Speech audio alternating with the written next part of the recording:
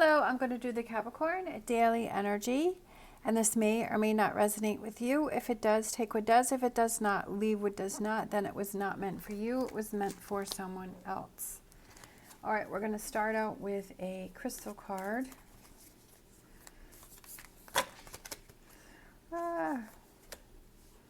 Let's see.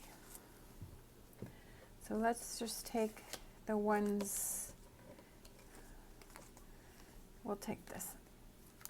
There we go. We'll take these. All right, so we have hematite. Let's see, I have that one, which is this one. I think it's this one.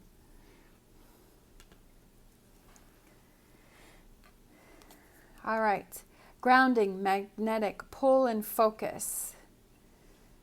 With a magneticism that is sky high, hematite has the ability to absorb negative emotions and create strong energetic boundaries. Its authoritarian force releases self-imposed limitations, a powerful stone to use in grounding oneself. Hematite activates the root chakra and balances out the 7 chakras by pulling toxicity from your aura. Deriving from the Latin word for blood, hematite cleanses the blood in the body by promoting circulation and energizing the nervous system to begin anew. Use hematite when you need that extra boost. Aries, Aquarius, Saturn. And then we have obsidian, shadows, mirror, amorphous. A dark and mysterious crystal, obsidian reaches into the depths of our shadows, shedding light on what needs to be healed in order to move forward. Obsidian serves as a mirror, revealing our deepest truths. Obsidian's crystalline structure is amorphous, moving beyond conventional time to dip into the past, present, and future, and wielding great power to clear any obstacles. Use obsidian as a shield against psychic attacks and to ground your base chakra back to planet Earth, Sagittarius, and Saturn. And then we have, oh, that's a nice one, the orange. Wolfenite, journey, past life, soul contracts. The journey has only just begun. Wolfenite can travel through your past, present, and future and opens up communication with the spirit world. It also aids in past life recognition, helping you to see soul contracts that you've made in this lifetime, facilitating the karmic reunion and completing a cycle once the lesson has been learned. Wolfenite is a powerful past life healing stone, resolving any issues that need to be faced and regaining magic lost in past lives to be used here and now. Sagittarius, Venus, Mars. So we have Sagittarius a couple times. So I feel like it's kind of grounding you, right? Those crystals, I feel like they're very grounding you and helping you to focus and releasing the past. I like the past life one. That's pretty cool. All right, so what's going on with Capricorn? Who needs to hear a message? What? Hangman's been coming out the last, I think, 3 or 4 readings that I've done for Capricorn. The Hangman, that's my favorite card.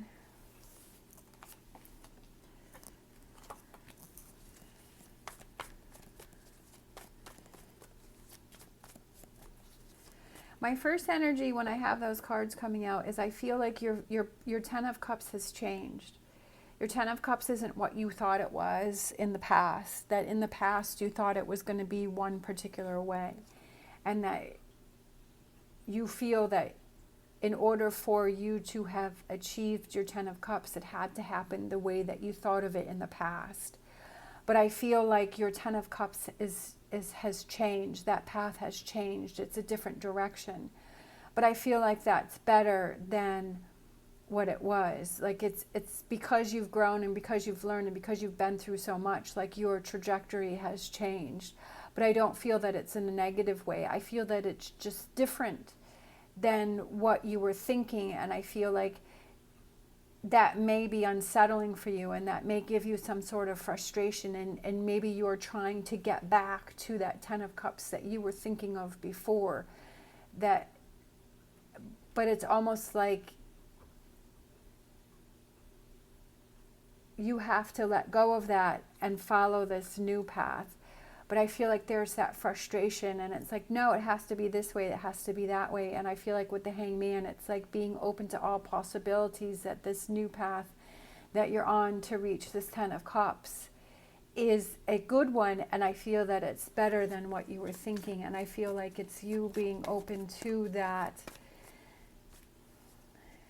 perception or that new path, and that the longer that you try and fight that it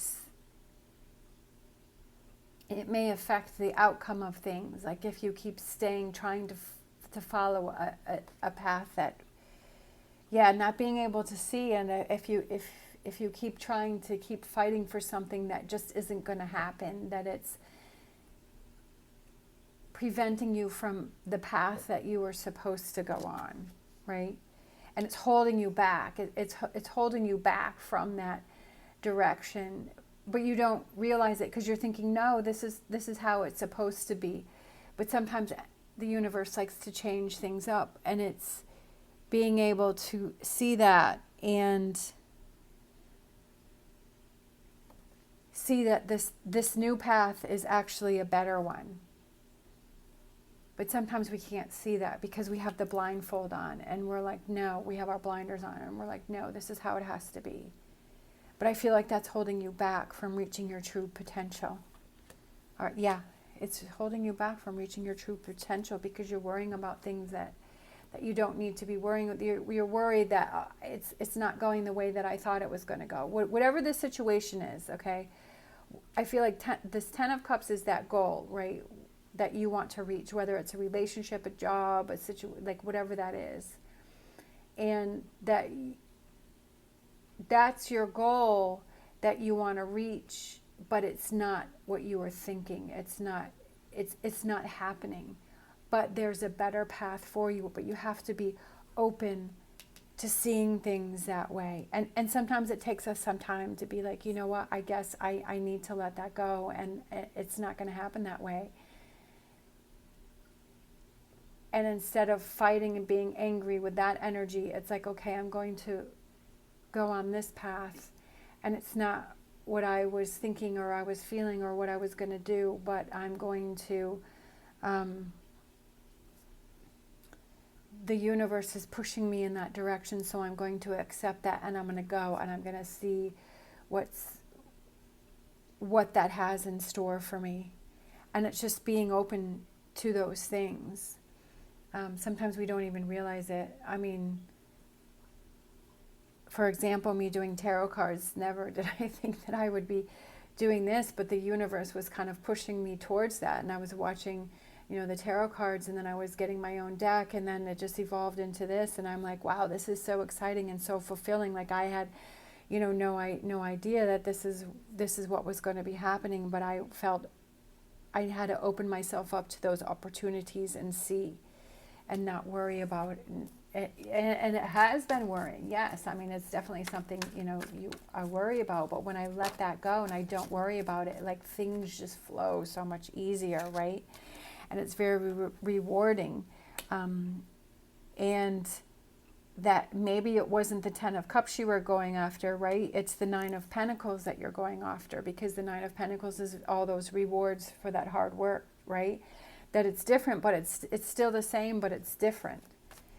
It's rewarding, and it's good, and it's happy, and it's positive, but it's in a different way. Again, Nine of Swords, worrying about those things. Are you worrying about those things? Are you stressing about those things? Are those things that you are putting on your plate that you don't need to put on your plate? Are you having this undue worry and stress? Like, yes, it's normal to have those concerns, but it shouldn't becoming all-consuming, that it's affecting different areas of your life. Just because you're not able to see exactly where this is going. And sometimes we feel that, we're afraid of the unknown, and we're, feeling like things are out of control because you're not seeing that clear path. But sometimes it's those, surprises are around the corner, and being open to the changes and the new emotions and the feelings, right? That are actually more rewarding than we think. All right. I just feel like it's coming out of this Nine of Swords, to just let it go and to not be in that energy, and to come out of that energy. And almost, I feel like your inner voice is telling you that it's okay, but you're not listening to it. And that's something that you have to listen to more. All right?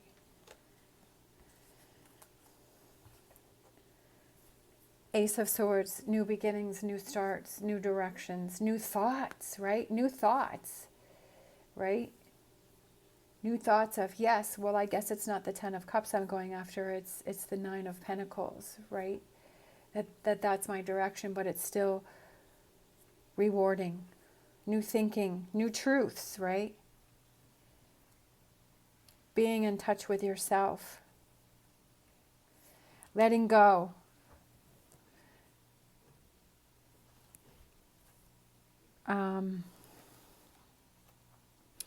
Balancing out the 7 chakras, releasing, pulling toxicity from your aura. And definitely with these 2 Nine of Swords, there's a lot of toxicity that's in your aura that's holding you back. And sometimes we do these things to ourselves.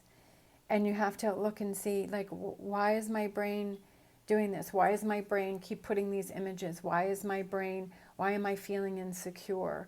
And being able to recognize that and say, no, like sometimes, like, that's a warning and it's a good thing, but that's not what I'm talking about. I'm talking about that kind of energy, or that vision that keeps replaying in your head, that tells you all these negative things in your head, right? That you're not good enough, that you're not going to succeed, and that you're not going to reach your goals, and you're not this or you're not that, like looking at that kind of energy and saying, why am I doing that against myself? Why am I putting myself down? Why am I keeping myself in this energy? Why am I in this Nine of Swords? Why am I worrying about things that I can't control?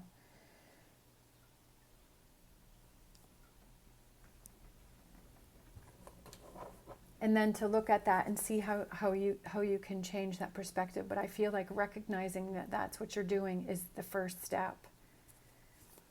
And that's so important. All right, so let's close out with an animal oracle. Love it. Dog spirit, be loyal to what you love.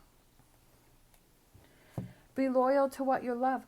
Was this Ten of Cups path something that you felt other people were pushing you to do, and that's not what you wanted to do, but you felt like that's what you were supposed to do, but really you love the Nine of Pentacles and that's what you wanted to do?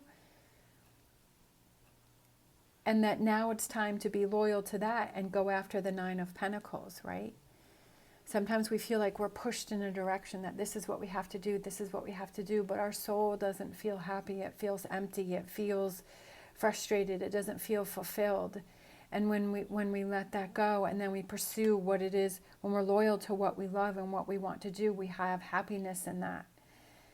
And then you can find your Ten of Cups in that, because the cups is the emotion. You can find your, Ten of Cups in that Nine of Pentacles, because you're doing what you love and that makes you feel happy. And you're like, oh my gosh, I didn't get one, I got both, which is even better, right?